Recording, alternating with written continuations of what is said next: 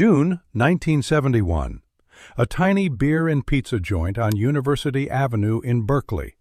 2,119 to be exact. Capacity around 200. The new Monk wasn't much to look at. Stage opposite the bar. No backstage area. Bands walked through the crowd to plug in.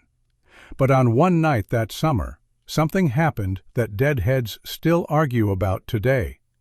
The entire Grateful Dead showed up unannounced and played a covers set that almost nobody recorded. Jerry Garcia had a problem, not the kind you'd expect. By 1971, the Grateful Dead had evolved from a scrappy psychedelic band into a touring machine. Bigger venues, more production, longer tours. But Garcia didn't want to be a rock star on a schedule. He wanted to play. In an interview published in Signpost to Newspace in 1972, Garcia put it bluntly, quote, "I love an opportunity to go out and play. I'm a total junkie when it comes to playing. I get itchy, and a bar's like the perfect opportunity to get loose and play all night." End quote. A total junkie for playing. The Dead's shows were getting longer, more structured, more scrutinized. Garcia wanted the opposite. He wanted a place where he could walk in, plug in, and see where the music went without 15,000 people analyzing every note. He found it at the New Monk. The run started in May 1971. Garcia would show up with organist Merl Saunders, bassist John Kahn, and drummer Bill Vitt. John Kahn was the other crucial piece.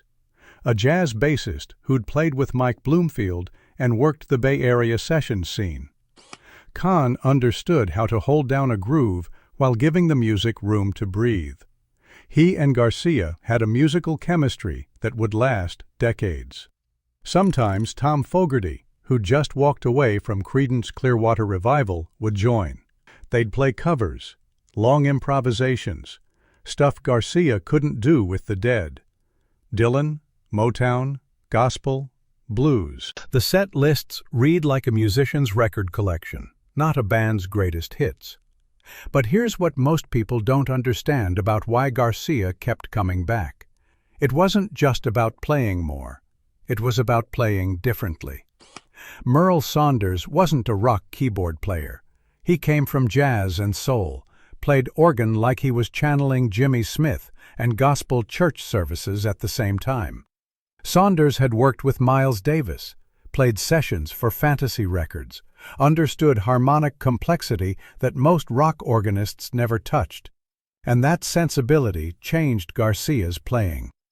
On the official Garcia Live Volume 15 release from May 21st at Kingston Corner, you can hear it happening. Take their cover of "It Takes a Lot to Laugh, It Takes a Train to Cry." Dylan's original is straight blues, but with Saunders, it becomes something else. The organ adds jazz voicings underneath, and Garcia responds with melodic lines that sound more like a horn player than a rock guitarist. The song stretches past 6 minutes. No urgency to get to the next tune, no concern about radio format or set list length, just exploration. Or listen to Expressway to Your Heart. Originally a Motown song by the Soul Survivors, Saunders takes it into gospel territory, and Garcia's guitar becomes conversational, responding to the organ like they're having a dialogue. When Garcia sings, his voice is relaxed, almost casual. No performative rock star energy. This is what Garcia meant by a loose hangout, music without ego or agenda. That's not blues scale riffing. That's jazz thinking applied to rock guitar. The Dead Essays blog analyzed this partnership and found something specific. Saunders gave Garcia harmonic freedom he didn't have in the Dead's modal jams. The organ could hold down complex chord progressions while Garcia explored on top. It's one thing to solo over a 2-chord vamp in Dark Star. It's another to navigate Saunders throwing jazz changes at you in the middle of a cover song. Garcia described their group to Rolling Stone in July 1971. He called it, quote, a loose hangout, end quote. The drummer in that band now plays with the Sons of Champlin, and Merl Saunders has a small recording team of his own, as well as composes, and I'm going to gig with them. A loose hangout. That phrase explains what happened next. Tom Fogerty had just made one of the strangest career moves in rock history. He walked away from Creedence Clearwater Revival at the peak of their success. This wasn't a band in decline. Creedence had 5 top 10 albums between 1968 and 1970. Proud Mary, Bad Moon Rising, Fortunate Son. They were playing stadiums, dominating AM radio, making serious money. And Tom Fogerty walked away to play Berkeley clubs for the door. The thing is, Creedence was essentially his brother John's band. John Fogerty wrote the songs, sang lead, controlled the direction. Tom was the rhythm guitarist, important to the sound, but not the architect. After years of that dynamic, he wanted to find out what else music could be. In an interview preserved by Jerry Garcia's Middle Finger blog, Fogerty explained with remarkable honesty, after leaving Creedence, he wanted to jam with as many people as possible. He said he learned more about music in 1 month of playing with Garcia and Saunders than during all his time with Creedence Clearwater Revival. 1 month versus 7 years in one of the biggest bands in the world. Merl Saunders invited him to Keystone Corner to check out the Garcia jam. Fogerty heard them playing and, quote, within a week I was up on stage with them, end quote. He decided this was the kind of music he wanted behind his songs.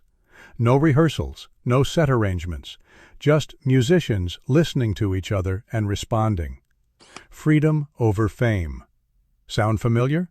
By late June 1971, the new Monk gigs had become a regular thing.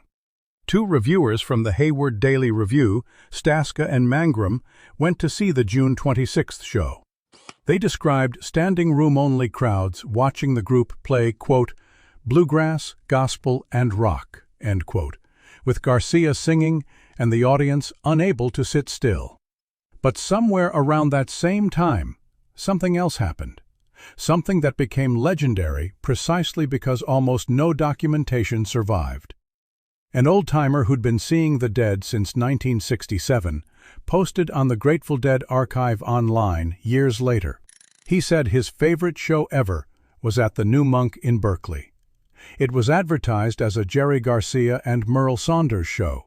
People bought tickets expecting the usual quartet, maybe with Tom Fogerty sitting in. But then, quote, the Dead showed up instead, and they did all covers, end quote. Think about the logistics for a second. When musicians arrived at the new Monk, they walked through the crowd with their instrument cases, said hello to people they knew, then set up and played. No green room, no separation between band and audience. So when the Grateful Dead showed up that night, it wasn't a grand entrance with roadies and production crew. Bob Weir, Phil Lesh, Bill Kreutzmann, probably carrying their own gear, walking past people at the bar. Can you imagine being in that room when you realized what was happening? You paid a few dollars for a Garcia Saunders show, and suddenly the entire Grateful Dead is setting up 5 feet away. The entire band, and Pigpen. This witness remembered specific songs. The Night They Drove Old Dixie Down, Johnny Be Good, a covers set. No Dead originals. Think about that choice for a second.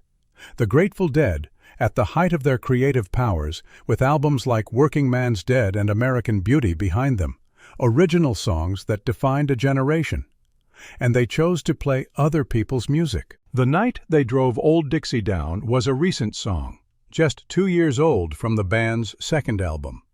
Johnny Be Good was pure rock and roll nostalgia, Chuck Berry's anthem from 1958. These weren't random picks. They were songs that let 6 musicians connect without the weight of expectations that came with Dead originals. But here's the detail that makes this testimony feel authentic. The fan said it was the last time he saw Pigpen, and Pigpen, quote, did not look good, end quote. Ron McKernan, Pigpen, was dying, and everyone around him knew it. By mid-1971, His liver was failing from years of alcohol abuse that had defined his entire persona. Pigpen was the blues guy, the hard-drinking bluesman in a band of psychedelic explorers. He'd already missed several Dead shows that spring and summer. The writing was on the wall, even if nobody wanted to say it out loud. So what does it mean that he showed up that night? He could have stayed home, saved his energy. But he walked through that crowd like everyone else, found his spot on stage, and played covers with his bandmates. No production to hide behind, just music, the way it used to be before everything got so big. That detail, that Pigpen didn't look good, that's what makes a Deadhead believe this story. It's not glamorous, it's not mythologizing. It's someone remembering a beautiful night that also had sadness in it. Pigpen would be dead within 2 years. March 8, 1973, age 27. But he was there that night at the New Monk. Now here's where the story gets frustrating. There's no known recording of this show. The New Monk gigs from May 20 and 21st exist as soundboards. The Lion's Share show from September 24th, that's available. The Pacific High Studios KSAN broadcast from February 6, 1972, that's on the Internet Archive. But the night the full Dead played the New Monk? Gone. Except, maybe it's not. In the same Grateful Dead Archive online thread, the eyewitness mentioned something else. He said Carlos and Jorge Santana were taping the show. The Santana brothers, at the New Monk, recording the Dead's surprise appearance. If that's true, a master tape exists somewhere. Now, this is unverified. No tape has surfaced. Tape collectors have searched for decades. But the detail is specific enough that it keeps people wondering. And it makes sense. The Santana brothers were deeply connected to the Bay Area music scene in 1971. Carlos and Garcia knew each other, respected each other. The whole San Francisco scene was interconnected, musicians showing up at each other's gigs, sitting in, recording everything. This was the tail end of that era. The Fillmore West had closed just a few weeks earlier in July 1971. Bill Graham's venue that had defined San Francisco rock was gone. The big ballroom era was ending, and musicians were finding their way back to smaller rooms. The New Monk and Keystone represented something intimate that the scene was losing. If the Santanas were there that night, they'd have brought recording equipment. That's what you did if you cared about music and understood its impermanence.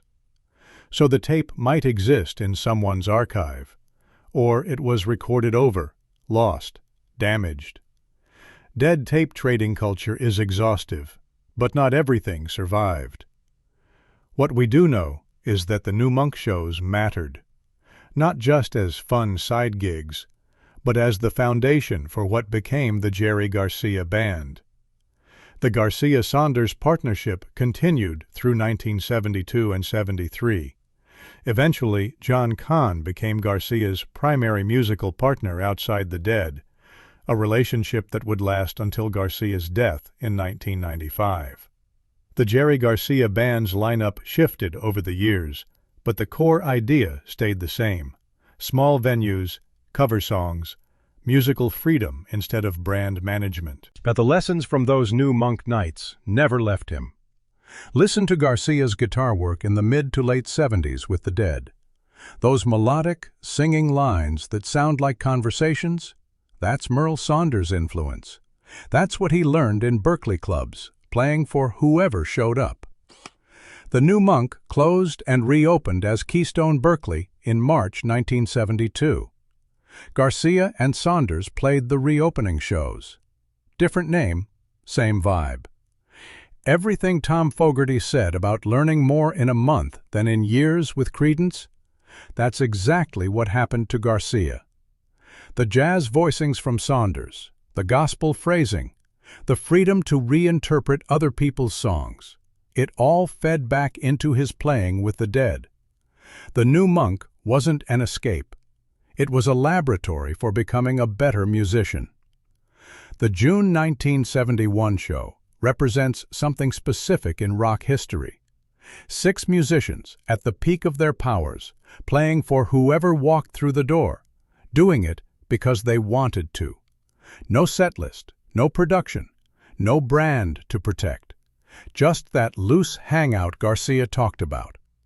For Deadheads, the missing tape is one of the great what-ifs. What did they sound like playing Johnny B. Goode in a room that small? How did Pigpen's vocals sound on The Night They Drove Old Dixie Down? What other covers did they play? We have fragments. We have the eyewitness testimony. We have the Staska and Mangrum review from the Hayward Daily Review. We have Garcia's own words about being a junkie for playing. We have the soundboards from shows before and after.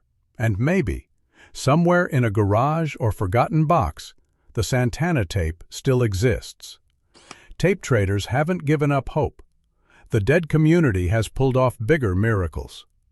But even without the tape, the story tells you everything about who Jerry Garcia was. He didn't need the biggest stage or the largest crowd. He needed to play. The Grateful Dead played stadiums and became legends. But on a June night in 1971, they played a pizza joint in Berkeley. No recording, no set list, just memory. And somehow, that makes it perfect.